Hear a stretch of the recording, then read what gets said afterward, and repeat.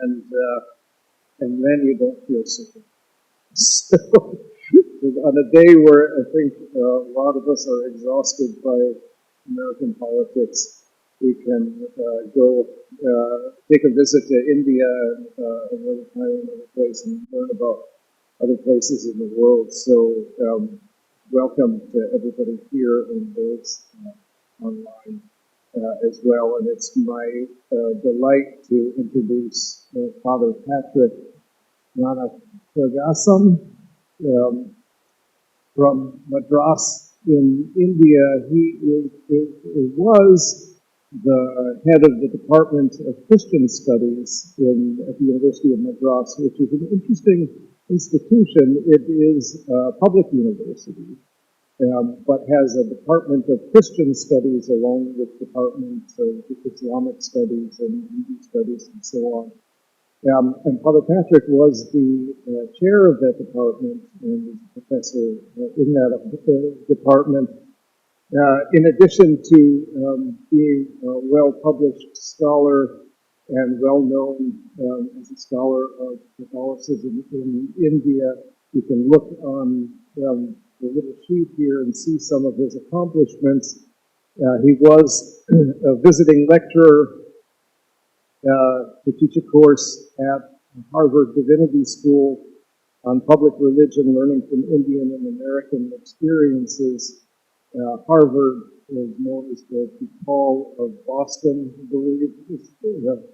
And so a great many accomplishments in publications, too many to mention here, but it's been a delight to get to know Father Patrick since he's been here in these months. And I think you're really going to enjoy his presentation. So without further ado, Father Patrick.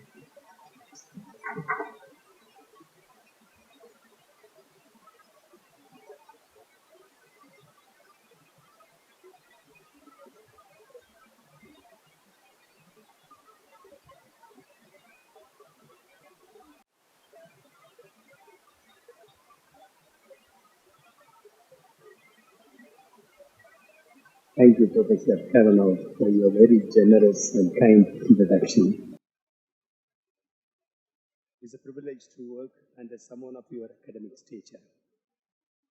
I've been listening to your lectures in the YouTube. Really marvelous. I greatly admire your simplicity and character. I extend my thanks to the Center for World Catholicism and Intercultural Theology for awarding me this research fellowship, which has helped me to concentrate on my study. Special thanks also to Mr. Marlowe for his efficient administrative work and prompt communications to get me here. Ms. Karan for introducing me to the DePaul academic ambience with friendly conversations. Jesuit for technical assistance, and the faculty of the Department of Catholicism for their support. Since my doctoral research began in 1996, I have focused on the intersection of religion and the agency of marginalized communities. My present study continues this exploration by examining the subaltern agency within Tamil Catholicism as influenced by the Jesuit Pandarasami tradition, which emerged in the 17th century in South India. Professor Kavanaugh said, when it becomes difficult here, you hear about others and then ease your mind. So you're going to hear more about, terminologies from India, and that to South India. Pandarasami, you're going to hear that often. Probably that is one of the fruits you gather when you establish a Center for World Catholicism and Intercultural Theology. You get to hear terminologies from other parts of the world. So, since I'm going to use a few words, I thought it's better that we take a look at some of the words that we may be using.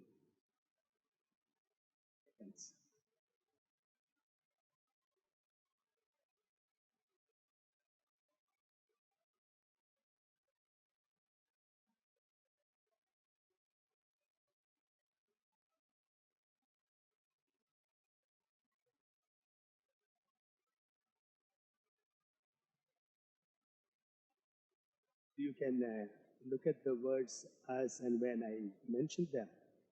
One or two words I just want to highlight. One is the very word Pandarasami itself, which was used by the Jesuits, Jesuit fathers, to address themselves as Pandarasamis.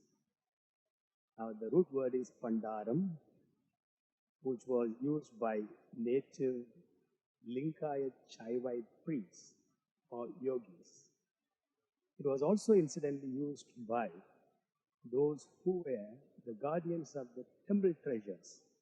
So the word was actually polysemic, used by for these connotations. Now, down we have the word paraya. That is actually a very respectable word. I want to emphasize that because today in the New York Times, I found the word being used, but that's not in the right sense. So for us Indians, it is actually very, it stands for a very respectable community which live under subjugation, insubordination. So I want to bring that to your attention. Otherwise, I think you can take a look at them as and when we mention. So the Jesuit Pandarasami tradition developed through three main contributors. One, Jesuit missionaries. Two, catechists. And three, Catholic converts, both prominent and ordinary individuals. Extensive research exists on some members of the first group of contributors who could be known through their literary output. From the early 18th century, when documentation for the canonization of John de Brito, the Pandarasami martyr, first began a variety of writings spanning mission history, hagiography, and theology. They emerged and continue to develop even today. For example, Francis Clooney, a prominent scholar of Jesuit missionary engagement with Tamil culture in terms of texts, examines the contribution of Pandarasami figures like Joseph Constantine Besky and John Venance Pusha. Another current research approach is historiographical, particularly the post-colonial critique that examines the Orientalist undertones in Jesuit writings and activities, including those of some Jesuit Pandarasamis. Ines Supernau, Angelo Barreto Xavier, Paolo Aranha, and Ananya Chakravarti are some known scholars of these approaches. However, no comprehensive study has yet focused on the Pandarasami tradition as shaped by the three groups I mentioned above.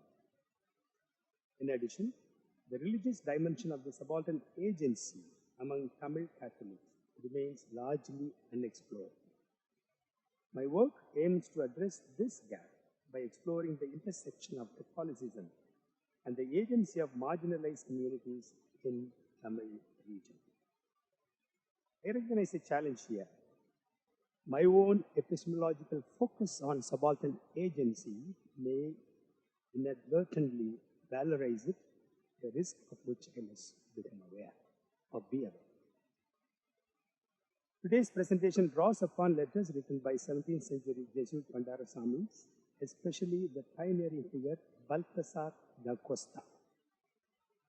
According to notes in the collection, most of the letters were translated into English by Augustine Solier, a Jesuit, in the early 20th century and are preserved in the Jesuit archives at Shenpaganur, South India.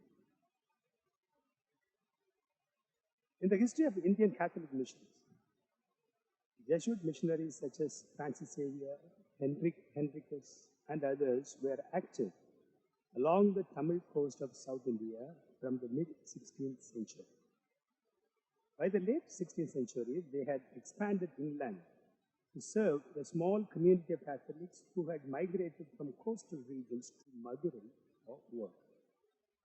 This inland outreach led to the establishment of the Madurai mission around the year 1595, with Gonzalves Fernandez as its first missionary. Fernandez did his work in traditional Catholic style, following Portuguese customs.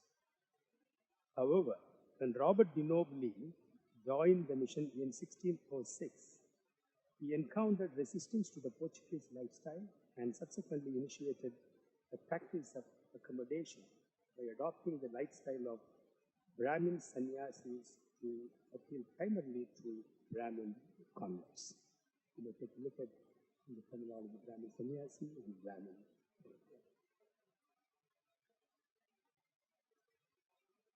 As Catholicism began spreading beyond Brahmin communities, it attracted converts from various non-Brahmin castes. Conversion of a quote-unquote Paraya Pandaram with a large following and the growing interest from other non-Brahmin groups challenged the Brahmin-focused accommodation method. In response, Jesuit leaders sought an alternative approach, deciding to adapt to the lifestyle of non-Brahmin religious leaders, known as Pandarams or Yogis, who were popular in South India. In his 7-volume work titled The Castes and Tribes of South India, published in 1909 by Edgar Thurston, he records various scholarly opinions on this concept called Pandara. Most scholars link Pandarams to the Saivite tradition, particularly the reformist Linkayat Shaivism, an anti-Brahmin religious movement. Personally, a Pandaram, whether married or celibate, undergoes a ceremony for the investiture of the lingam, which is a symbol of Shiva, a prominent god, and then wanders from temple to temple, singing sacred verses, distributing holy ashes, and collecting alms. Thurston describes celibate Pandarams as wearing tawny robes, rubbing their bodies with ashes, growing matted hair, and wearing spiked sandals. The Jesuits adopted only some aspects of the Pandaram lifestyle. They were appearance, dress, diet, and austere living, while foregoing more rigorous ascetic practices. They wore a tawny robe, bore their ears, covered their shoulders with a shawl, donned a turban, displayed their cross on their chest, carried a staff, wore wooden sandals, and maintained an austere lifestyle with simple meals. These adaptations enabled them to carry out their mission as Jesuit Pandarasamis. Balthasar da Costa, as I mentioned, a Portuguese Jesuit, became the first Jesuit Pandarasami in 1640. He recounts his initiation as follows, I quote, "At this juncture, Father Manuel de Azevedo, who was then the provincial, after discussing the matter with the Brahmin sannyasi, decided that I should change my dress, getting my ears bored on the 4th of July 1640. End quote. Da Costa referred to himself interchangeably as Jesuit Pandaram or Jesuit Pandarasami, embracing this identity throughout his ministry in the Madurai mission. He even went to visit the Pope dressed as a Pandaram and traveled in Europe in the same attire. Something very interesting.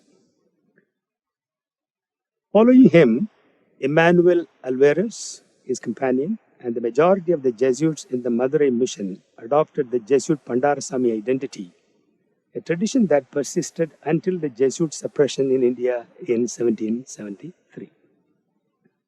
Notable figures included John de Brito, a martyr revered by the people. You have the picture over there.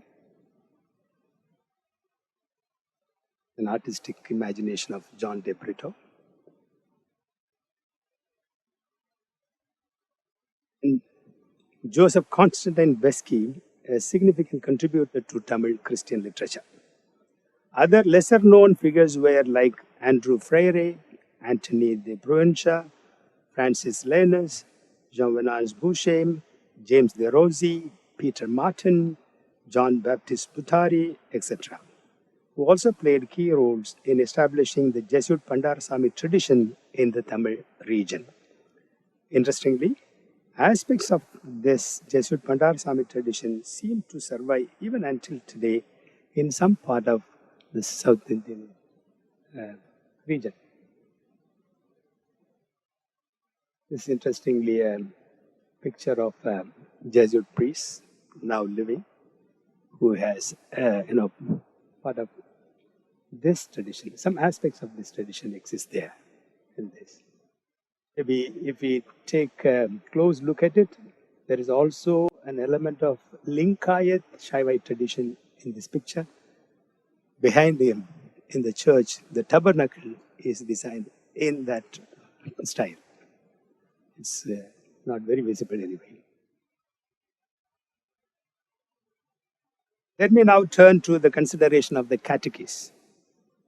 In 1643, Balthasar da Costa wrote about the institution of catechists, stating, quote, "To make up for the lack of missionaries, we enlist the services of some of our neophytes who are full of ardor for the propagation of the gospel. They are called catechists or Pandarams." Incidentally, end quote. Incidentally, they were also called as Pandarams, but I have not come across, their picture or anything.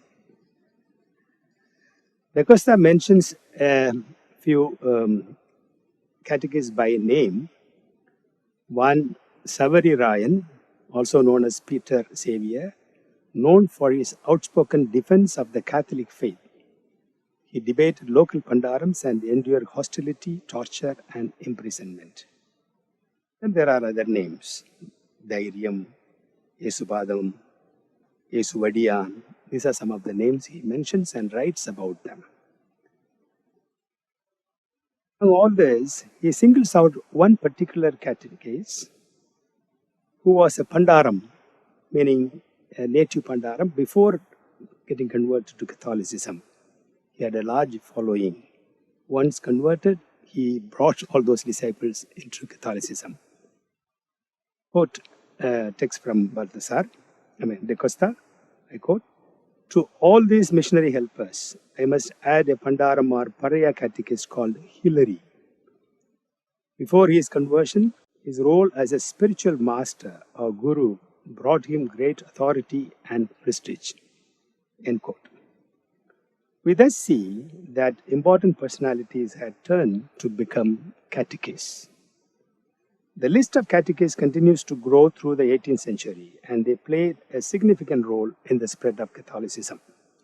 In the year 1700, Peter Martin, another Jesuit Pandarasami, recounts two interesting episodes about two catechists. The first was about a zealous catechist in Tiruchirappalli who, while attempting to convert a devout Hindu revenue officer, suffered a tragic death. Each morning, the catechist joined the revenue officer in his ritual of standing neck deep in a cold pond, praying nearby until he aroused the officer's curiosity, eventually led to the officer's conversion.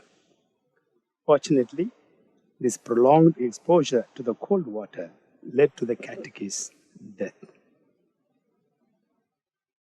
The second was about a Pandaram who wore a heavy iron collar as penance and about raising funds for a water tank, to build a water tank to aid travelers.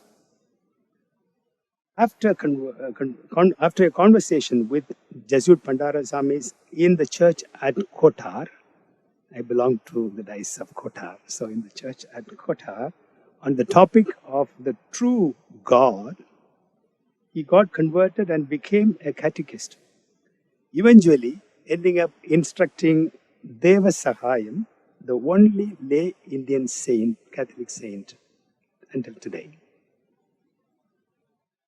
So while Jesuit Pandarasamis generally maintained a cordial relationship with the catechists, there were instances also of discontent. For example, Martin notes 3 catechists who conflicted with Jesuit Pushe on certain issues. Historian Chandra Mallamballi interprets this as a protest against the Jesuits, who at the time felt uneasy about the Jesuits' growing influence and catechists' growing influence and ecclesial power.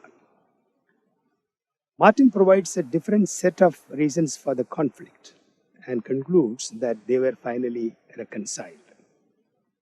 Whatever be the case, these narratives underscore the growing assertion of catechists in the old Madurai mission.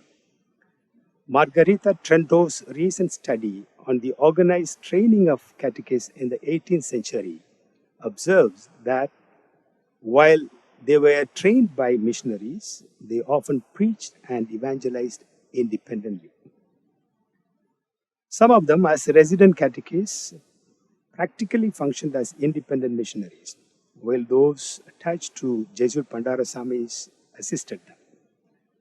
Motivated by strong convictions, they not only catechized potential converts, but also conducted baptisms during famines to save the lives of infants in danger, meaning in terms of their eternal life. They prepared the people for Eucharistic celebrations, encouraged confession and communion, strengthened the then new Christians in times of tribulation, and publicly defended the faith against local Pandarams. In many cases, they faced rejection by family and community due to their conversion, suffered torture from hostile authorities, and on occasion endured imprisonment or even physical mutilations. Despite their notable contributions, they remain under-recognized, if not unrecognized, in mission history today. For instance, while the martyrdom of John de Brito is commemorated in both historical accounts and popular piety, the sacrifices of the catechists who worked alongside him, some of whom were mutilated in punishment, are seldom remembered. Now let me turn to the role played by the new Catholic neophytes. Besides the catechists, the new Catholic tradition was constituted by people drawn from women and men of all castes. There are among them also those who served the political rulers and the government at different levels, like in military, civil administration, royal court, etc. For example, Da Costa speaks about a soldier, a devout Christian, who gave land for constructing 2 churches, or a headman of a village who was a native sannyasi turned Catholic, or a merchant who bore witness to the Christian faith amidst tribulation.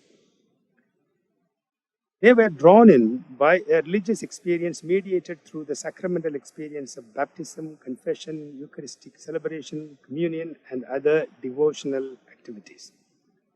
Da Costa speaks about the spiritual practices of these neophytes as follows. I quote, "Every morning and evening, a passage of the life of our Lord is read in the church, and the litanies of our Blessed Lady are by examination of conscience. Most of the Christians attend those exercises with great devotion. These feasts are celebrated with great piety amid a great concourse of people." End quote. Once they enrolled themselves as catechumens, they were catechized on the major tenets of the Christian religion to integrate themselves with the Christian narrative. A significant moment of this identification occurred through the initiation into an experience of examination of conscience and confession, wherein they learned the basic Christian morals to renew their selves, even while developing the skill for self-reflexivity. Their Christian living progressed by facing up to persecutions. That reflects about it in the following words, I quote, "Think of the sufferings of the new Christians, the persecutions and insults they suffer every day. Some are driven out of their caste, others stripped of their goods. All are covered with incredible opprobrium without our being able to help them. This is what pierces our hearts. If the rains fail, it is the fault of the Christians. If epidemics desolate the land, it is because of the Christians. If a Christian dies, it is a punishment. Why did he become Christian? End quote. Da Costa becomes despondent here. It is no insignificant experience, therefore, that the neophytes journeyed through such experiences to uphold a tradition to which, after all, they are joined only in the then recent past. It is fitting here now to turn our attention to the way Jesuit Pandarasamis engage the lives of the marginalized people. In one of his early letters, Da Costa wrote, I quote, "It will be good now to say something about the beginning of the conversion of the pariahs on whose behalf the mission of the Yogis or Pandarams was started." End quote. Speaking of the admirable role played by these people to the spread of Catholicism, even among the so-called high-caste people, Da Costa wrote, I quote, "Many other conversions were due to the Christians, but what is more admirable is that many high-caste people were converted by Christians of low or humble caste." End quote. Well, these accounts tell us about the positive estimations of the marginalized people by the Jesuit Pandarasamis. We are also confronted with their ambiguous stances and not so desirable policies.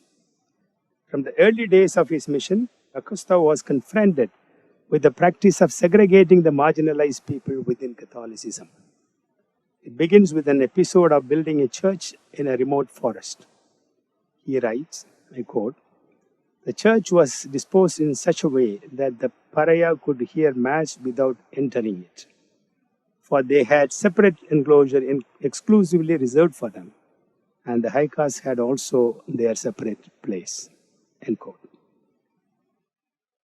However, develops qualms about this practice when he writes, I quote, "We are compelled to adapt ourselves to the times in which we live and lead these people by complying to their childish customs." Question that comes to our modern mind is, why would the pariahs not resist the segregation within? Perhaps the times they lived in did not empower them to do so. It was for them a straight relationship with the religion which appealed to them, than their criticism of the kind of relationship emerging between different practitioners of the same religion.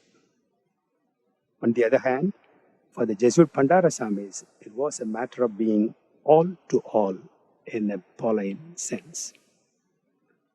The most sensitive setback emerged on the shortcomings of the Jesuit Pandarasamis to grasp the dynamics of the caste system, which resulted in the lack of will to pursue the ideal of social equality more rigorously.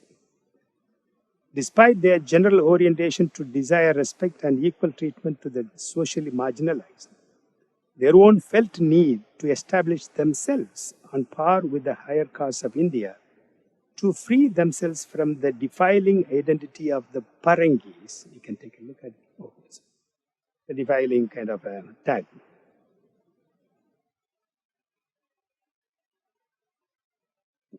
This concern took the upper hand in their mind.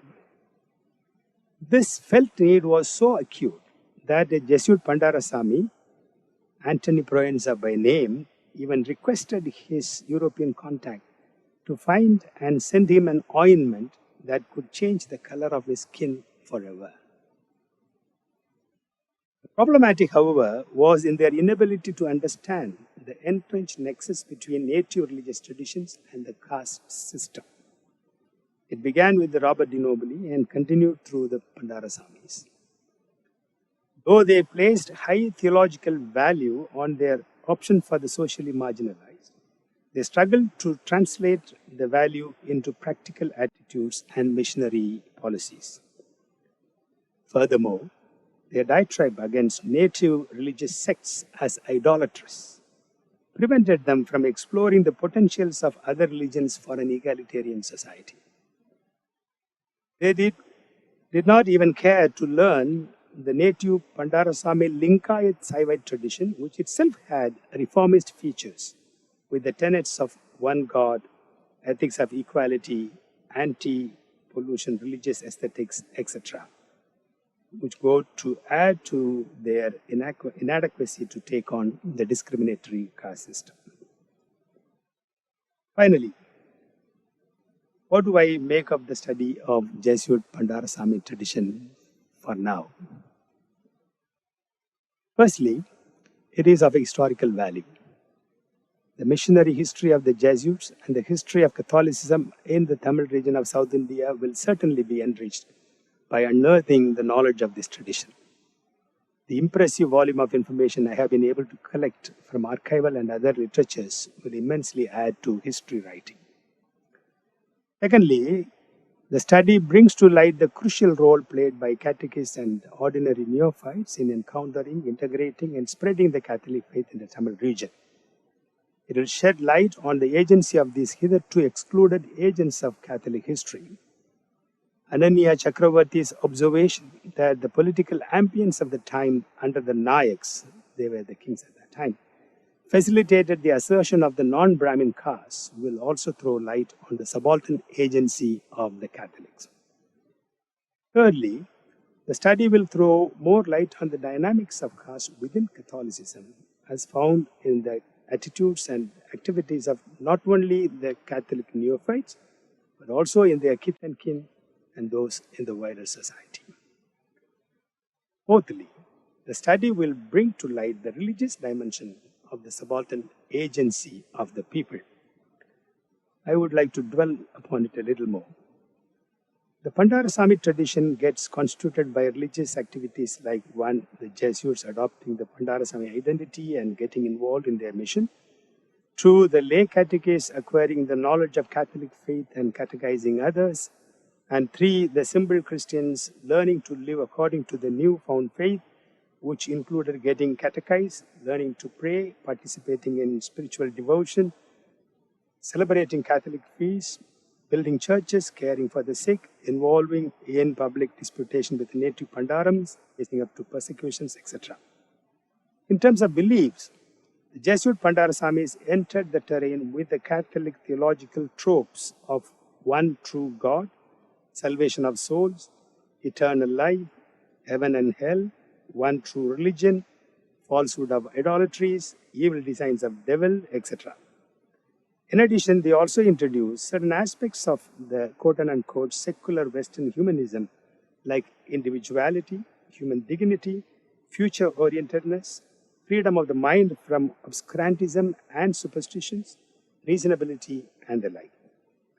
All these together constitute what could be named as the Catholic imaginary of the Jesuit Pandarasami tradition. It is, as Graham Ward would explain, a cultural imaginary, a set of discursive practices consisting of symbols, metaphors, images, narratives, spiritual activities, art, literature, architecture, theology, public disputations, conflict, suffering, etc., which constitute the Catholic thought action agent of history. I would consider the emergence of this imaginary a historical moment of awakening to a vertical dimension of religious consciousness, section of the Tamil people.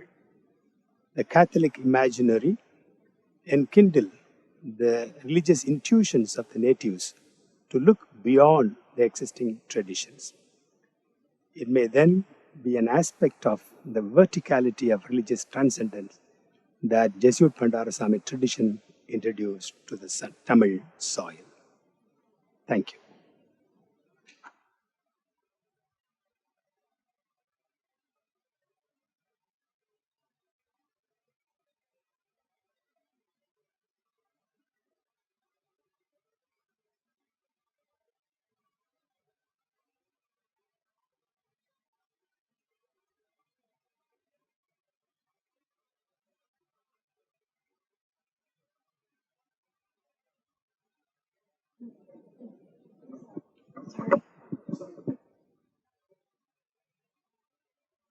that the Jesuits overlooked the importance of caste among the native peoples. Is that correct? When they first came? No. No, I'm sorry. Yeah. They faced it, but then they did not grasp, according to me, they did not grasp the nexus between caste and religion. They were really confronted with the caste. That was one of the reasons why they took to the policy of accommodation. They really grappled with it. In fact, they struggled against it. And they certainly had their own open outlook and egalitarian value and things like that. However, they could not, say, challenge the caste system because, in my opinion, caste, besides other elements, was also supported by religion, the native religions. So there was a nexus between these two, which somehow, in my understanding, especially the Pandarasamis, I'm not focusing on the non-Pandarasami Jesuits, but the Pandarasamis did not, take into account. That's my point. I see. Yeah. Thank you. Thank you. Yes, Professor Grant. Thank you so much for the presentation. I was wondering why of the available options, the Jesuits chose the Shivite priesthood to emulate. And one of the reasons why I'm asking is because there seems to be this, particularly within the Jesuit context in India, this sort of kind of affinity with. I know that you probably know about there's a depiction at a Jesuit seminary in Pune of Christ depicted as Shiva. Right. Well, I'm just wondering, why that in particular, if there's any real reason for it? Okay. So the first reason was that was one of the two dominant traditions in the South. The South, where this Madurai mission was started. Madurai was the cultural center of Tamil region at that time during the 16th, 17th centuries. So Shaivism was a very dominant tradition there. And Robert de Nobili had to converse with the Shaivite Brahmins. Now, the Pandarasamis, the Jesuit Pandarasamis, adapted the style of what we call non-Brahmin Shaivite priests, so who are called the Pandarasamis. Now, so many have written about this, but one information which has not come to light so far is they belong to a further Shaivite movement, not just a Shaivite tradition, but the Linkayat Shaivite tradition, which has not been sufficiently noted by scholars according to my reading. So this Linkayat Shaivite tradition was already a reformist Shaivite tradition. In principle, you do not believe in idols. In principle, you do not believe in inequality or purity pollution, which was part and parcel of the Brahmins. So, from the 11th, 12th century onwards, a person called Basavana, who founded it. So this was actually a reformist tradition within Shaivism. And in Tamil Nadu, it was called as Veera Shaivism, another name. So, my point is that if only the Jesuit Pandarasamis had, like Robert de Nobili, had taken care to study more about their tradition rather than, just brushing them aside and then disputing, considering them as idolaters and things like that. If they had, kind of studied, probably a channel would have been opened for conversation. You see, because both had. So this is my point. And this reformist tradition, in my view, had approached, not very efficiently, but approached the caste system in the right sense to take on the religious justification of caste system, which it had done. So that's my point. Thank you so much for the question.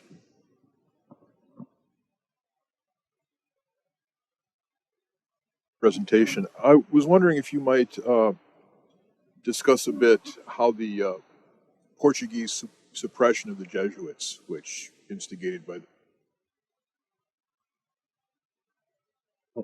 then goes worldwide in 1773. How did that change the experience on the ground in the kingdom that you're discussing? Did it lower the catechists? Did they abandon the field? How did that transition manifest itself here? Unfortunately, I'm not competent about discussing that issue of the Jesuit suppression. The whole history, it has a history of its own. So probably I'm not competent on that. But as regards the catechists, the institution of catechists was concerned, as I mentioned in my paper, there were two types of catechists. One was what was called resident catechists. The other one was helper catechist, helping the Jesuits. So probably even after the suppression, those who kind of upheld the tradition were the resident catechists who had kind of continued the tradition. So, according to the tradition all through 18th century and 19th century and things like that, until they came back again in the 19th century, early 19th century, 1837 or so. So that's it. Thank you so much. What was the response or reaction of the official church to the Pandarasami movement? Oh, that's very interesting. So, what is called the rights controversy in scholarship on Jesuits in India, that speaks a lot about the difficulties, say, Robert de Nobly and his adaptation method had, So there were various factions which supported him, which opposed him. Say, for example, Gonzalez Fernandez was opposing him. Till one point of time, Rome supported the whole initiative for accommodation, taking or accepting the reasons that they were providing in support of the rights controversy. But then by the middle of 18th century, 1744, Rome kind of said no, because it is giving too much into the so-called the Hindu, superstitious, including accepting the caste. So therefore, they put an end to that in 1744.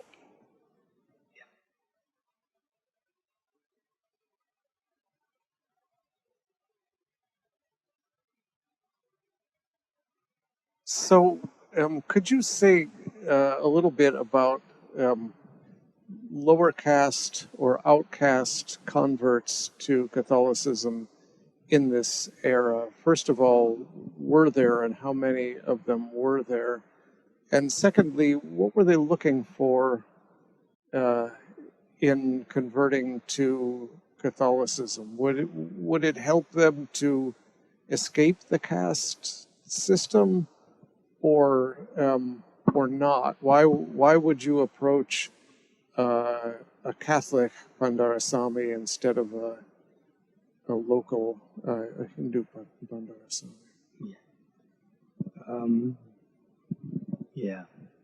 So the question, can be elaborated actually, starting with the contemporary context, today's context, things like that.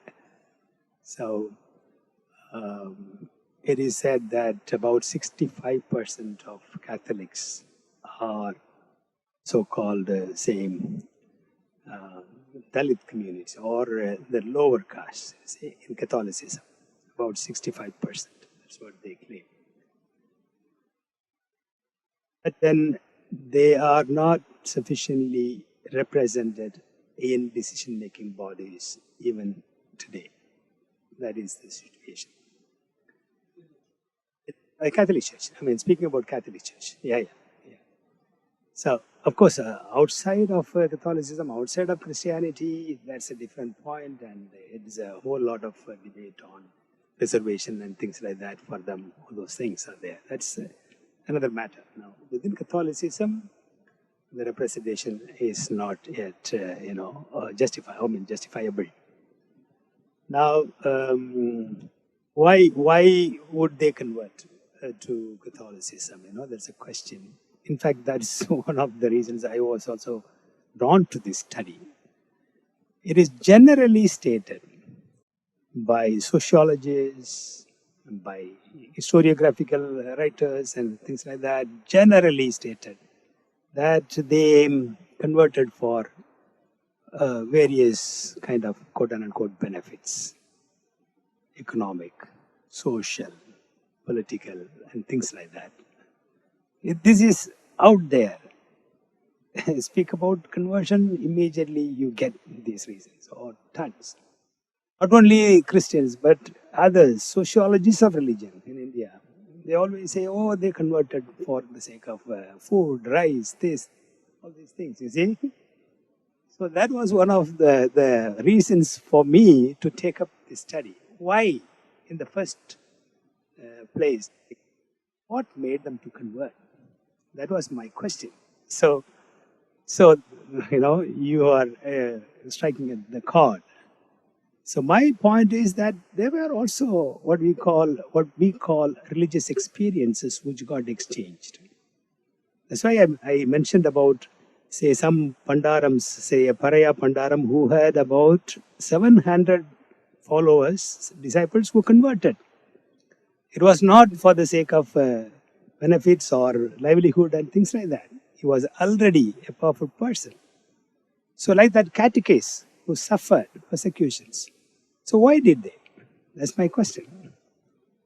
So I would probe beyond the economic and social, even all these theories of Sanskrit. You must have heard about the sociological theory of Sanskritization. They, in their effort to uplift themselves in the social gradation, they absorb the traditions from above, I wouldn't buy up that kind of an argument. It is actually belittling a whole generation of people who have gone into a tradition by their experience and suffered and donated, sacrificed. And now you say that you converted for the sake of rice or food. I have a big difficulty to accept it. So that's my actually main point of probe exploration. Whether there were other reasons, can we find other reasons? Nobody can actually extricate oneself above all these mundane interests. It's very difficult. However, you cannot also confine all one's motives to these mundane motives. That's my point. Yeah, thank you.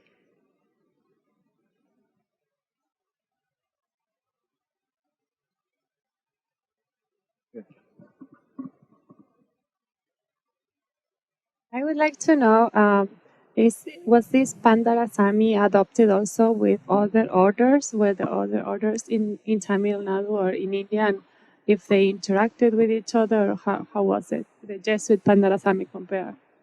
Or the diocesan? No. It was only the Jesuits of the 17th century who adopted this Pandarasami tradition.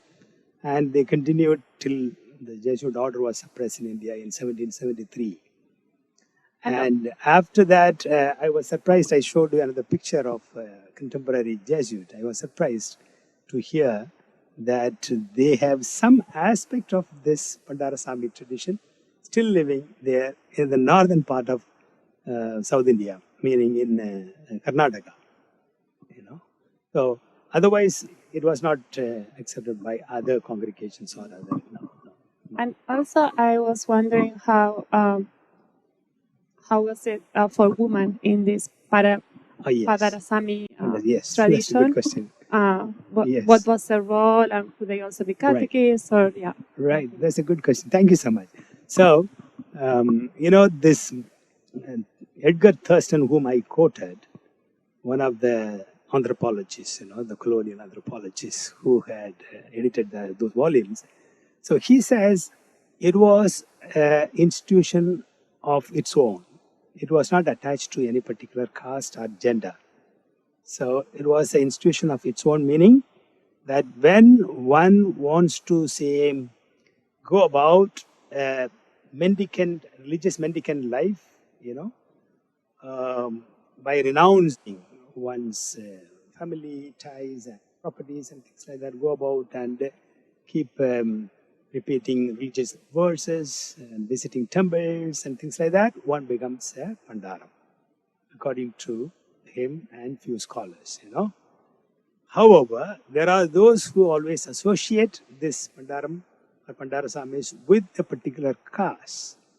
So they tend to say that they are from the higher caste among the non-Brahmin caste. It's a kind of a tricky question, in the Indian context. So the so-called higher caste among the non-Brahmin caste. So they associate them with them. But in my reading, I have, right from the beginning, I have found the so-called lower ones already being addressed as Pandarams. Okay, so it is an institution by itself. Therefore, it means even a woman could become a Pandaram. So, in fact, I had also come across some references where women also had become Pandarams. It's a kind of a vocation, religious vocation. So you go about it. So it's possible that it was possible, though in point of fact they were not in big numbers equal to the male. Yeah.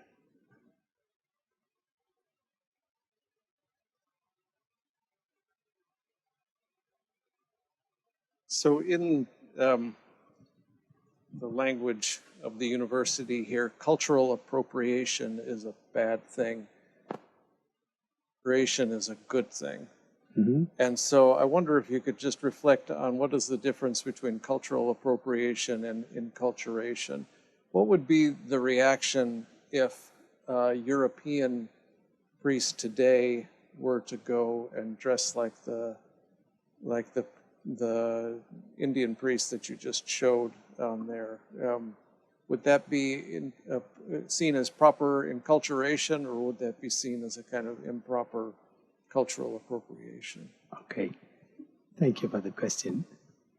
It is an enduring kind of concern for Indian Christians to inculturate themselves in the Indian soil, in various ways. Not only culturally, but in terms of other issues and things like that. So it is a very enduring kind of a concern. So theologically, you would only say that it is an aspect of incarnation, faith in incarnation, that you go on incarnating yourself in the place where you live. So that is there. But then, over the centuries and decades, especially during the 20th century, among the Catholics in India, there arose many initiatives, very institutional initiatives to go for inculturation. So you must have heard about ashrams. So there are many ashrams in India run by the Catholics. So which is actually an aspect of this inculturation or endeavor in inculturation, which was found in the Indian context. Protestants had, actually they had initiated it, but then they withdrew and Catholics went in, Now, in my reading, in the recent past, one finds a kind of a slackening in the whole, effort. Not so many are going into it, though the institutions are there.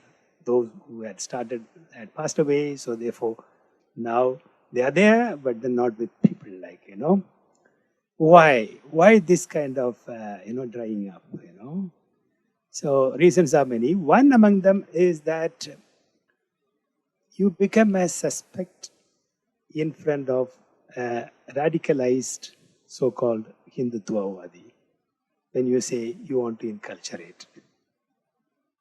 Because they fault you for, kind of dissimulation, which was also the issue with Robert de Nobili, you see. So now straight away they attack you. You are trying to, come under a guard. to convert us. So that has become very forceful today out there. So it is not that much. But however, beyond all these what we call external reasons, there are also certain internal quest or religious quest, that goes beyond our boundaries. So there are people who are still kind of gurus working in the enculturation centers. So it's there, they are there, but limited. The whole force is coming down, and also we find more and more the growth of what is called, popular religiosity and Pentecostalism and things like that. So Catholics also take into Pentecostal features of worship and all those things. So therefore, these efforts are kind of drying up. Yeah. Yeah. Thank you. Thank you.